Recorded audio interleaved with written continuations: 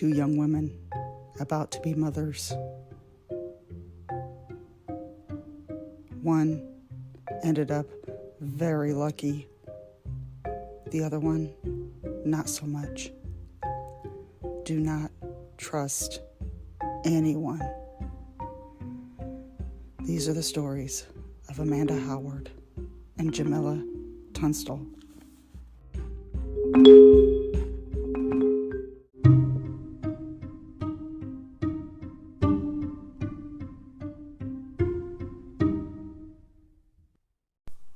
Hello. Good morning. It is Tuesday, February 13th, also the day of Mardi Gras, also known as Fat Tuesday. So, happy Mardi Gras if anybody's partying in New Orleans. Don't I wish? So, excuse me. Okay. This is Kelly, and welcome to Kelly's Coffee and Crime Chat. I am here with an early episode for Patreon and Spotify Premium subscribers. This will be up Friday, the 16th. Yeah, I had to think of what day Friday is. The 16th on the podcast. I hope everybody is doing well. Tomorrow is Valentine's Day, and get that discount candy after Valentine's Day. Or maybe that day, go to the store and see if they got any. Okay, here we go. I am drinking, and it is Mardi Gras. I am drinking Java Mama's Bagnet, if that's how you pronounce it. I'm not sure. It's the little donut type pastries. I've never had one, but this coffee is awesome, and it is up there as one of my favorites.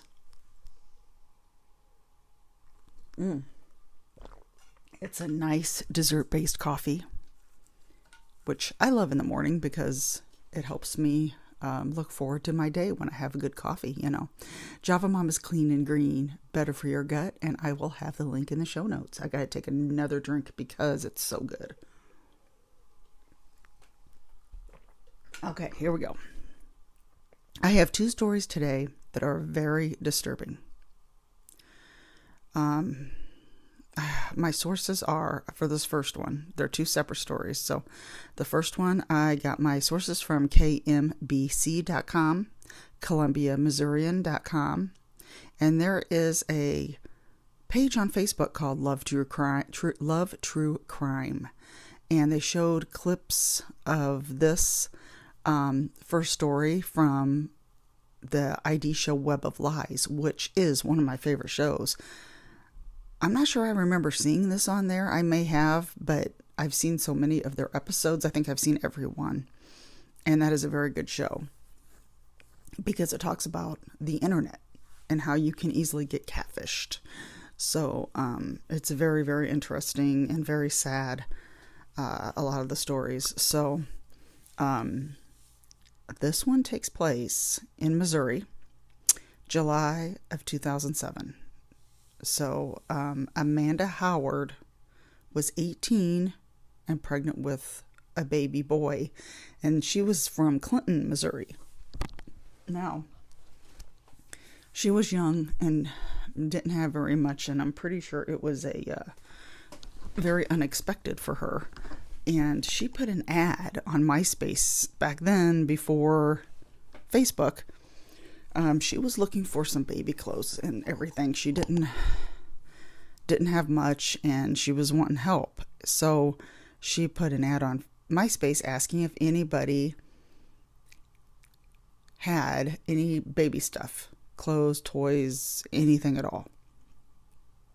A girl named Ashley answered the ad and said that she would be able to help her.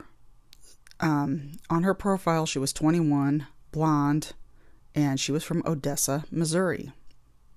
She had extra clothes from her son, because her son was older now, and she had toys and clothes and all kinds of stuff. And they decided to meet at a gas station. Now, of course, I forgot what the name of the gas station was. And it was not that far from where Amanda was, and she didn't have much gas, and she didn't have much money to get any more gas. So she just had enough to get there and back. So she's like, okay, yeah, I can meet you at the gas station. And when they met at the gas station, right away, Amanda noticed a car pull in, and there were two girls inside. Ashley was driving, and Alyssa was her friend. Now, she noticed that Ashley did not look like her profile picture at all. The profile picture was a very pretty blonde, thin, and Ashley was total opposite. So, I mean, she was like a big tough girl, you know, and right away, Ashley noticed the car was empty also. And so she asked Amanda if she was able to bring the stuff for her. Well, Ashley told, there's a lot of A names in this. Ashley told Amanda the clothes and everything was in Warrensburg, Missouri, which is 50 miles away. And I'm going by the Web of Lies on the Love True Crime on Facebook. They said it was about 50 miles away. Now, Amanda didn't have the gas money, so they offered to take her. All right away, this is a red flag. Because, number one, she doesn't look like a profile picture. And number two, she didn't even bring the stuff. So why did she even go? Why didn't she tell Amanda right away that she's not going to have the stuff with her, that it's in another town or whatever? That would be weird too. But anyway, this is just all very, very strange. So Amanda got in the car, and she noticed that Ashley's photo, okay, I already said that about the photo was different. But when they were on the way, she noticed that the girl's demeanor was changing. They didn't seem as friendly as before. And so she started getting a very weird feeling. And they pulled into Blue Springs, Missouri. It was in Blue Springs, Missouri. They pulled into the Interstate Inn Motel. They actually physically took her out of the car and led her to a room. And that's when she started getting really scared. There was plastic on the bed, and she saw rope and a roll of duct tape. So right away, she's getting scared. And Ashley got on her, forced her down on the bed, started tying up, or put duct tape over her mouth, and then the duct tape, and then started tying up her hands with the rope. Well, Alyssa, the other girl, started to get sick, and she went to the bathroom, and Amanda could hear her retching, and it was really getting to her. Like, she couldn't do this. There's just no way that she was going to be able to get through it. Me personally, I don't see how anyone could do this either, because that would be me. I would either be doing that or I would be passing out, because there's no way in the world. Oh my gosh. Anyway, she heard her retching in the bathroom, and then Amanda started kind of getting a little hopeful. Well, Alyssa left. She said, I can't do this. She left the hotel. So, when Amanda got a thought, she told Ashley, she said she had to go to the bathroom. So she let her go, which surprised me in a way, because they had plastic on the bed. I'm surprised she just didn't say go on the bed, but maybe that was just a little too much for her, even though she's willing to do the other thing, take the baby from her. Good thing she let her go to the bathroom, because she stayed in that bathroom. She thought maybe there was a way out, but there wasn't. She didn't have a phone. She didn't have any of her stuff with her. And she was really scared, and she kept hearing somebody knock at the door. And come to find out, what she said was somebody was knocking more than once, and then all of a sudden there was a loud knock, and it was the police. The friend Alyssa had called them after she left the hotel. So she saved her, which was very good. To me, I think that she was actually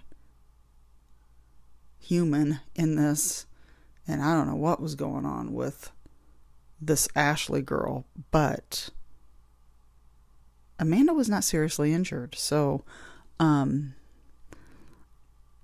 the police got there, it's so good she wasn't seriously injured, but when the police got there, they found a fake birth certificate and a hospital bracelet, that you wear in the hospital.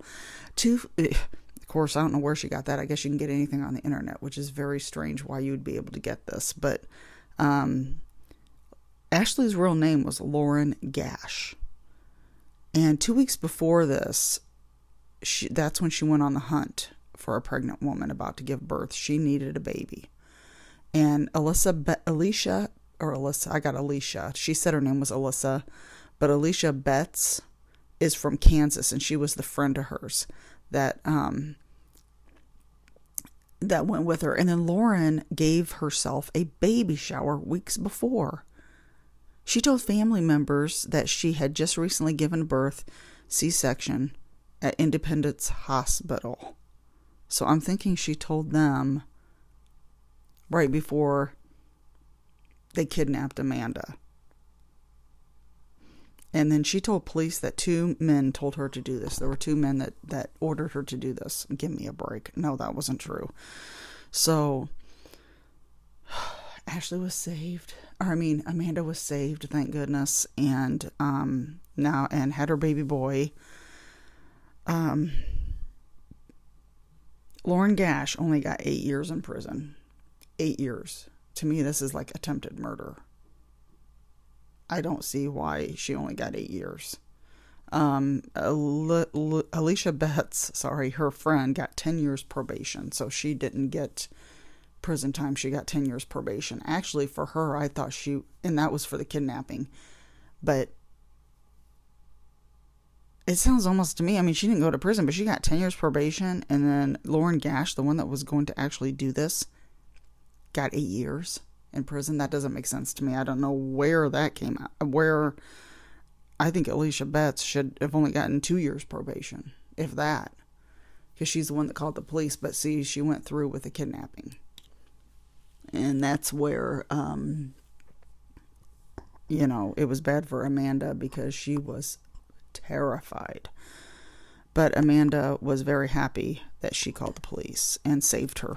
So that is one story that, oh my gosh, it's so scary. It's so scary, but I'm so glad that she got out of there and was saved. So, our next story is very, very tragic. I want to put a warning in here right now. It is very sad. And I just ran onto this. I had not heard about it, but it takes place in Belleville, Illinois. And it was in September of 2006. My sources are findagrave.com and serialkillercalendar.com. Jimella Tunstall was 23 years old, and she had a friend named Tiffany Hall who was 26. I never found out how they must have been very good friends because Tiffany knew her family. So I'm not sure exactly how long they've been friends or how they met, but I need a drink of coffee real quick before I get into this. Okay. So they were friends, and I'm going to go into what happened and then follow up with the rest of the story here toward the end. So what happened was Tiffany was at her home, at Jimella's home.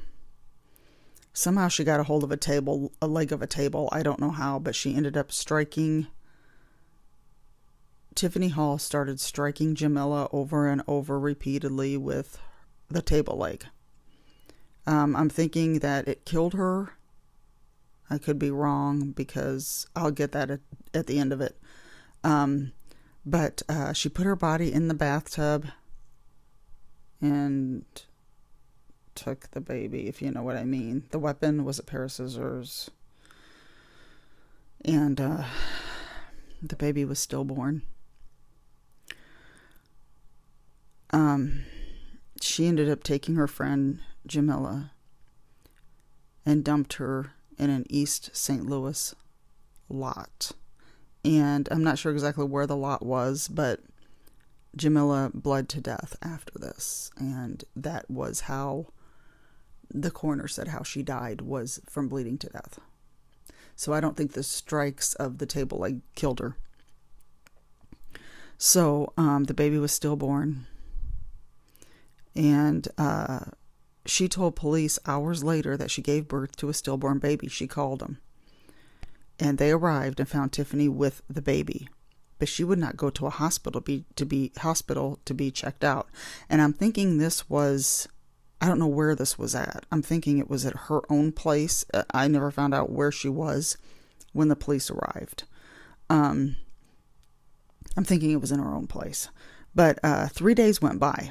And this is the strange part right here. I mean, it was already strange to begin with. But 3 days go by and she goes to see the baby's father, who already had 2 of Jimella's children with him.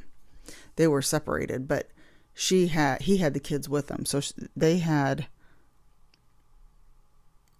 2. I read that they had 2, but then there was a third child as well. But 2 were Jimella's. And she told him, Tiffany told the father that Jimella asked her to pick up the kids. And he let her. Because now 3 days go by, they don't even know anything's wrong with Jimella. I mean, they were separated, so he probably hadn't talked to her. And that's when Tiffany came and said, oh, she asked me to pick him up. And I don't know if she said she was going to take him to see her mom. That's what I'm thinking because of what happens next. It was Demond, age 7, Ivan, age 2, and Jimella, age 1. 1-year-old.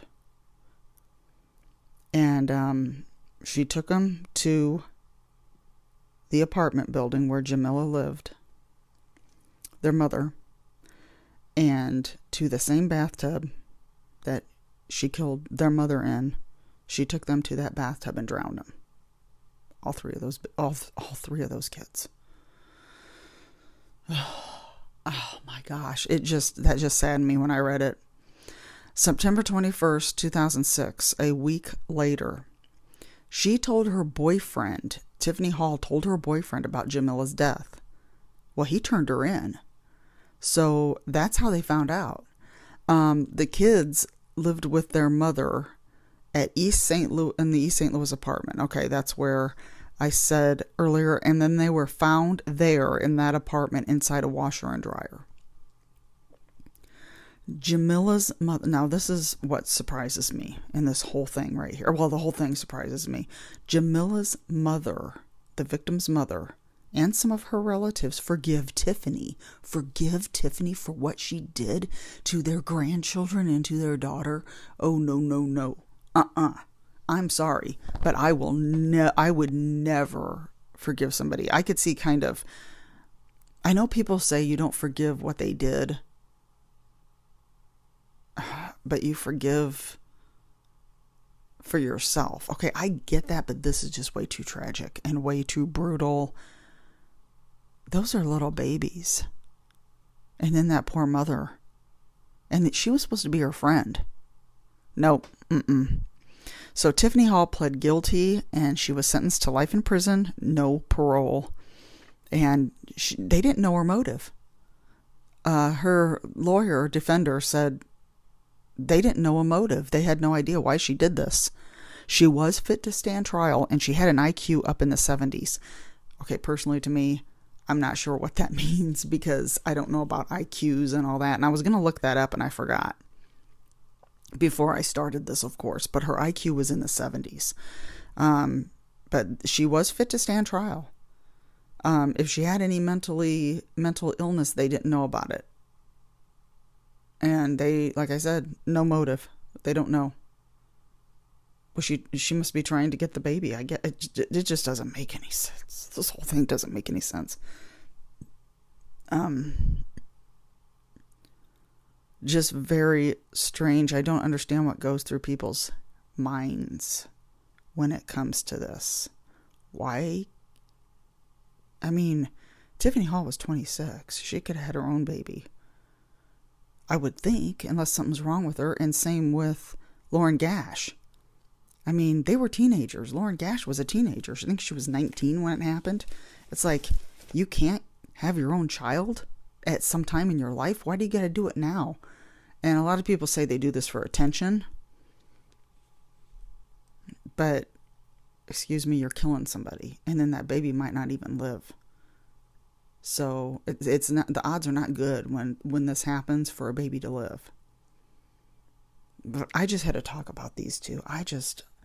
And I know there's a big story. I got the book on it. Was the murder of Bobby Joe Stinnett. And that was also in Missouri. And the same thing happened to her. And I was going to do that story, but I don't know, because I've already done a few of these, and that one is a very big story. I got the book, but I have not started it because I just got it, and I'm trying to read all these other books, and it's taking me a long time because I do so much. There's not enough time in the day to really read for me. So, but that are the stories of Amanda Howard and Jimella Tunstall. Very sad, very tragic. This was not a very good one. I mean, none of them are good, right? But it just makes you think about red flags, and please do not trust anybody. And then, like I said, this was a friend of hers. She was over at her house. I mean,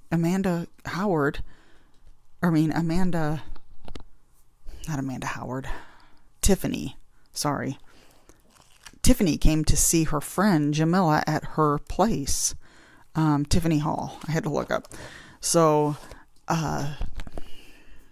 it's just so sad. I've got coming on the second bonus episode for February. I'm working on that. And it is an old 1920s case in LA. Very, very, very sad. Another very sad one. One I had not heard of. And it took place around the same time as Walter Collins, the one I did from the movie Changeling. It took place around that same time. Same, I'm thinking same police, but I don't know if it's the same police, but because if anyone's heard that story, they know how bad the police was in that and what they did to Walter Collins' mother, Christine. So I'm working on that and it is $5 tier, 3 bonus episodes. You get $5, you get all 3 bonus episodes a month. And I'm reading my novel, Stranded in Time, which I got to get back to that. And that's $5 for all of the episodes. This will be the 17th episode. 16th. So yeah, this will be the 17th bonus episode, and then I do the early access for if I have time to, which I've had a lot of time here lately to do these early. And if anybody, please give me suggestions. Anybody out there has suggestions about anything in the Midwest, and that's Missouri, Nebraska, Arkansas, Kansas, Wisconsin, Michigan, Minnesota, Ohio, Kentucky. I'll go anywhere in the middle of the United States. And I also go further out if it's a really important case that needs attention or anything like that. So, and then my Patreon is all everywhere. You know, I do cases from everywhere. I like to do lesser known cases that need attention to get out there that people might not know about. So that is today's case. And I hope everybody is having a wonderful week. Very nice and sunny here, a little breezy here in Illinois, but it's been nice. We have had some nice weather for February, and we're almost in the middle of February already. So, hopefully everybody's having a great week. And I'm trying to think of what I've watched on, Okay, well, I watched a couple movies that I was not a fan of. Number one, the movie was called Midsummer.